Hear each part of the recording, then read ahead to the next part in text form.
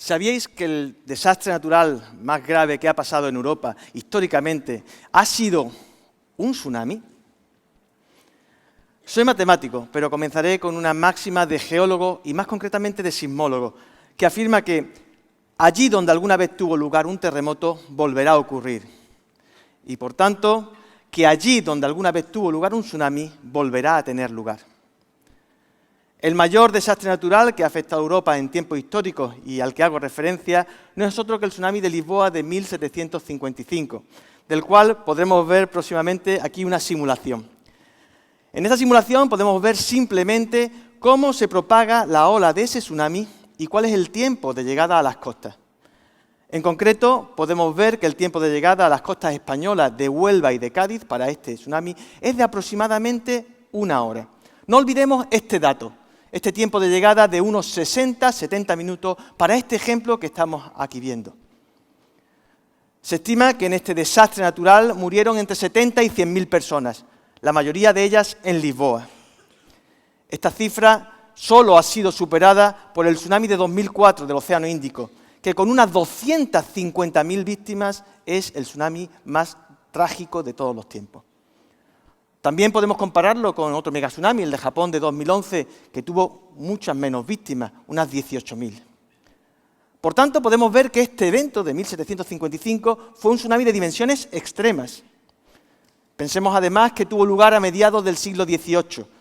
Pero, ¿cuál sería su impacto si ocurriera ahora, en pleno siglo XXI, con una franja costera mucho más densamente poblada? Trabajo en tsunamis y en su simulación. Y el objetivo de nuestra investigación es el de adelantarnos a la llegada del tsunami a la costa para así poder mitigar sus efectos. Pero vivimos en España, no vivimos en Japón ni en Chile. Y os pregunto, ¿pensáis que viviendo aquí en España debemos preocuparnos ante el riesgo de un tsunami? Bueno, si la afirmación de los sismólogos es cierta, y os aseguro que lo es, debemos ser conscientes de que estos tsunamis ya han ocurrido en nuestras costas, tanto atlánticas como mediterráneas, y por tanto volverán a ocurrir. María Belón, la protagonista en la vida real de la increíble historia que nos cuenta la película Lo Imposible, en el documental La Glanola lo expresó diciendo: esa ola ya está viniendo. No sabemos cuándo va a llegar, pero ya está viniendo.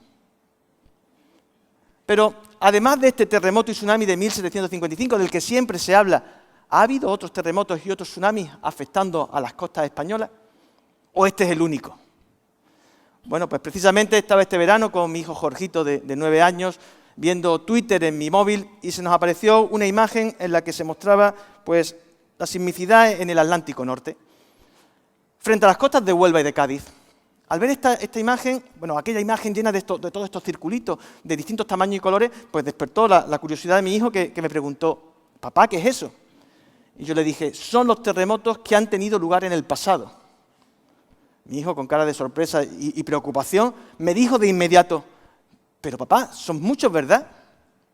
Le dije: sí, son muchos, Jorge, pero para tranquilizarle añadí: la mayoría de ellos, al ocurrir lejos en el mar, pues apenas vamos a sentirlo, y solo aquellos circulitos más grandes son capaces de producir un tsunami.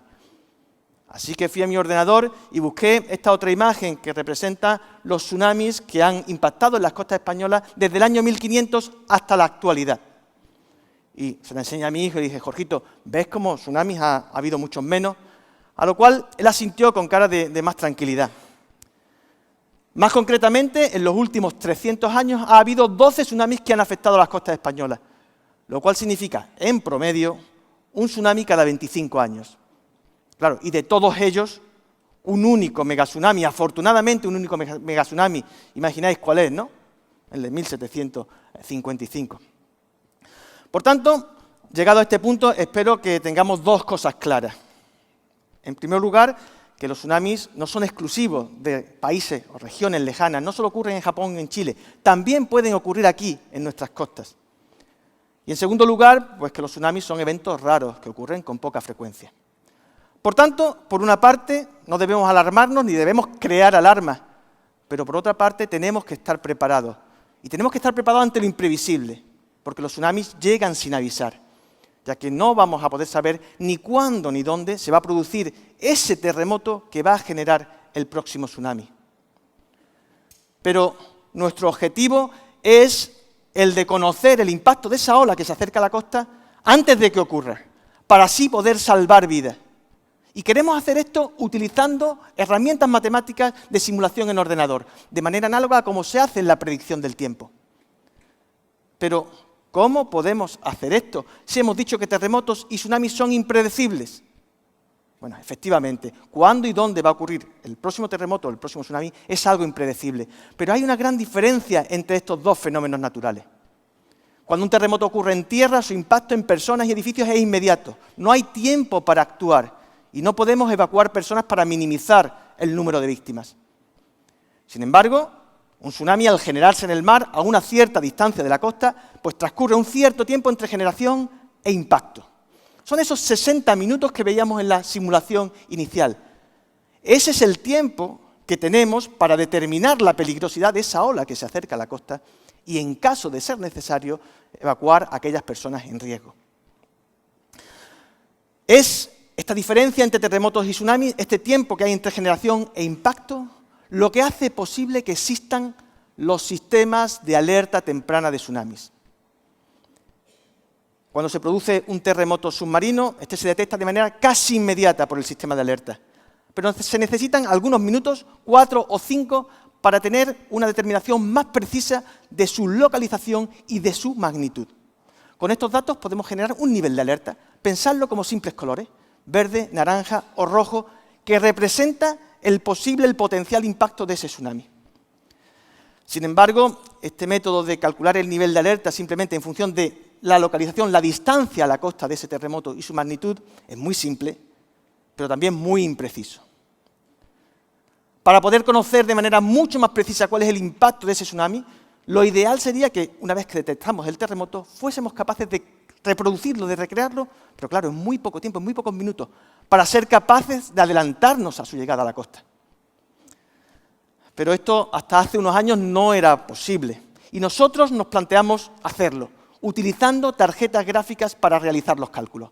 Algo que fue realmente innovador en aquel momento y que resultó clave para nuestro éxito. Las primeras tarjetas gráficas que utilizamos, o GPUs, eran iguales a esta que tengo ahora en mis manos. Y servían principalmente para la visualización en videojuegos. Por tanto, cuando en un momento determinado necesitamos utilizar 10 de estas tarjetas gráficas para realizar nuestros cálculos y decidimos adquirirlas, desde gerencia de la universidad, los que tienen que poner ahí la pasta para comprar estas cosas, nos preguntaron que, a ver, ¿para qué querían unos matemáticos en su investigación 10 tarjetas gráficas de videojuegos? A ver, por muy matemáticos aplicados que fueran, ¿aplicados a qué? ¿A pegarle al gaming? Y también nos preguntaron, y esta es buena, que ¿cuántos éramos en el grupo de investigación? A ver, no seréis 10 por casualidad, ¿verdad? Cuando cogimos y colocamos aquellas 10 tarjetas gráficas en un armario, en un clúster, en el Servicio Central de Informática, pues efectivamente se dieron cuenta que no es que fuéramos unos grandes amantes del videojuego ahí en grupo, sino que efectivamente queríamos calcular con esta tarjeta gráfica. En 2014, nuestros colegas italianos del Instituto de Geofísica y Vulcanología de Italia nos plantearon un gran reto. Un reto que consistía en... Bueno, este reto, en primer lugar, me servirá para contaros cómo el sueño de utilizar estas simulaciones numéricas en la alerta temprana de tsunami se convirtió en una realidad. Y el reto consistía en realizar una simulación, claro, de un tsunami en todo el Mediterráneo, que en aquel momento, con unos recursos computacionales estándar, se tardaba unas 10 horas en realizar. Pues bien, el reto consistía en hacerlo en menos de 6 minutos. Sí, habéis oído bien, pasar de 10 horas a menos de 6 minutos. Claro, no pudimos otra cosa que decirle a nuestro colega Estefano, será por pedir, pero en nuestro primer intento, utilizando una única tarjeta gráfica, conseguimos que el tiempo de cálculo fuera 35 minutos. Era realmente espectacular la reducción, pero no era suficiente para un sistema de alerta temprana de tsunami. Ni para nuestro amigo Estefano, que nos dijo, chicos, non va bene, esto no va bene. Pero... efectivamente, bueno, no es que estuviera mal, estaba muy bien, pero no era suficientemente rápido, evidentemente. Entonces decidimos utilizar más tarjetas gráficas, tantas como hicieran falta, 2, 4, 8, hasta llegar a las 10 tarjetas gráficas que decía antes, ¿no? Y con esas 10 tarjetas gráficas conseguimos reducir el tiempo de cálculo por debajo de esos 6 minutos. Y así, en este mismo año 2014, conseguimos dar respuesta a ese gran reto. Hombre, y así de paso pudimos decirle a nuestro amigo Estéfano, Estéfano, ahí lo llevas. Y ahora va y lo casca.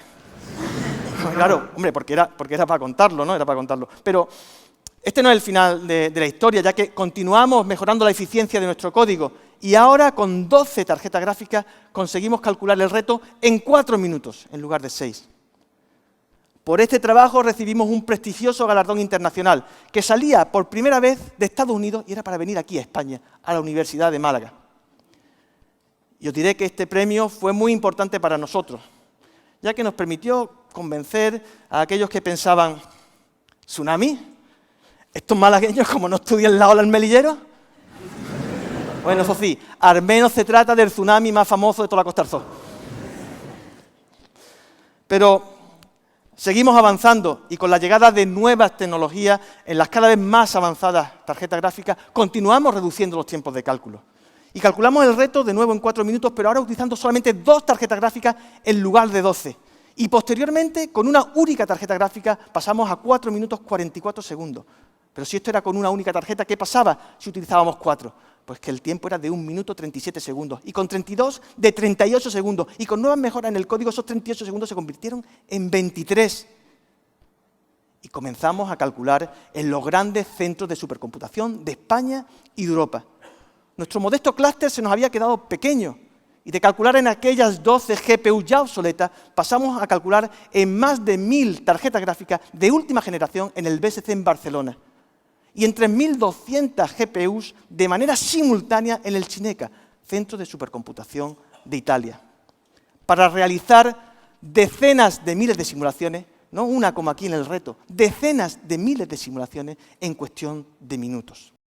Hubo una nueva arquitectura en 2020 que volvió a acelerar el código y otra en 2022, pero no os inundaré con más números, cifras ni tiempos de cálculo. Lo que está claro es que no sabemos dónde están los límites, pero la velocidad en el cálculo ha dejado de ser un obstáculo para los sistemas de alerta temprana de tsunamis. Aquel sueño de 2014 ya es parte del pasado, porque hemos superado todas las expectativas y hemos revolucionado la utilización de modelos numéricos en la investigación de tsunamis y en la alerta temprana. Yendo ahora a nuestro ejemplo del tsunami en el Atlántico que veíamos al principio, para el que os recuerdo que hacían falta 4 o 5 minutos para la detección precisa del terremoto. Y ahora esos 2 o 3 minutos, o incluso las pocas decenas de segundos que podemos necesitar para su simulación numérica, pues de aquel total de 60 minutos que teníamos desde la generación hasta el impacto, nos quedarían ahora 50 minutos o incluso más para tomar las medidas de prevención y eventualmente evacuación que fueran necesarias. Pero, hablando de tsunamis y de la mitigación de sus efectos, no quiero limitarme a hablar de grandes avances tecnológicos que nos hagan pensar que si llega un tsunami estaremos a salvo gracias a esos avances. Porque ciencia y tecnología no es suficiente para vencer a los tsunamis. No me puedo limitar a hacer eso y debo también hacer hincapié en la importancia y la necesidad de la concienciación y de la educación. Los maremotos son un riesgo natural de baja frecuencia, pero con un gran poder destructor. Y esto hace que sea muy difícil estar preparados ante ellos. Y es difícil por 2 razones. En primer lugar, porque al ser poco probables, eso implica una baja concienciación. Y nos lleva a pensar que es algo que no va a suceder, que no nos va a suceder. Y en segundo lugar, porque al ser potencialmente muy destructivos, el estar realmente preparados ante un evento de grandes dimensiones no resulta nada fácil. Como ejemplo, tenemos el desastre nuclear de Fukushima en 2011. Más de una vez, alguno de mis primos en Facebook o el grupo de WhatsApp que tenemos me ha dicho: «Oye, primo, avísame cuando llega el próximo tsunami». Y le digo: «Primo, vale, tranquilo, pero tú si ves que el agua, bueno, que aquello se mueve fuerte y te cuesta mantenerte el pie, o que el agua se retira, tú sal corriendo y aléjate de la orilla y tira para el monte. Por si acaso el primo ya está corriendo y se le pasa a avisarte». ¿Y qué le quiero decir a mi primo con eso? ¿Y qué os quiero decir también a todos vosotros con esto? Pues que los sistemas de alerta temprana de tsunamis pueden ayudar a salvar vidas. Los grandes avances científicos y tecnológicos y las más avanzadas y rápidas simulaciones numéricas nos pueden ayudar a salvar vidas. Pero si cada uno de nosotros no sabemos cómo actuar ante el riesgo de un tsunami, recibamos esa alerta o no, ojo, sea del sistema de alerta temprana o sea del primo matemático. Si no sabemos cómo actuar ante ese riesgo, de poco servirán todos esos avances tecnológicos. Por tanto, educación y concienciación es fundamental. Un ejemplo sobre la importancia de la educación nos lo proporciona la historia de la niña británica Tilly Smith, que con 10 años, en 2004, salvó a casi un centenar de turistas en la playa de Phuket, en Tailandia. Y lo hizo al advertirle minutos antes de la llegada del tsunami del peligro que corrían. Y esta fue una de las pocas playas en toda la isla de Phuket sin víctimas. Y Tilly actuó así porque había aprendido sobre tsunami en una lección de geografía en el colegio. Y lo que Tilly aprendió no es algo muy distinto a lo que yo le decía a mi primo por WhatsApp. Si ves que el agua se retira, no te quedes ahí parado y sal corriendo. Desafortunadamente, volveremos a ver tsunamis a lo largo de nuestras vidas. Estos eventos naturales volverán a ocurrir. Y es posible que esos modelos matemáticos y esos códigos numéricos en los que llevamos tantos años trabajando, un día puedan servir para el objetivo que fueron diseñados. Puede que sea aquí en España o en Italia, quizás sea en Chile o en Estados Unidos, países donde esta tecnología se está utilizando. Esperemos que ese día tarde en llegar, pero llegará. Y entonces, ese día, nuestros modelos, nuestras matemáticas, habrán servido para salvar vidas. Muchas gracias.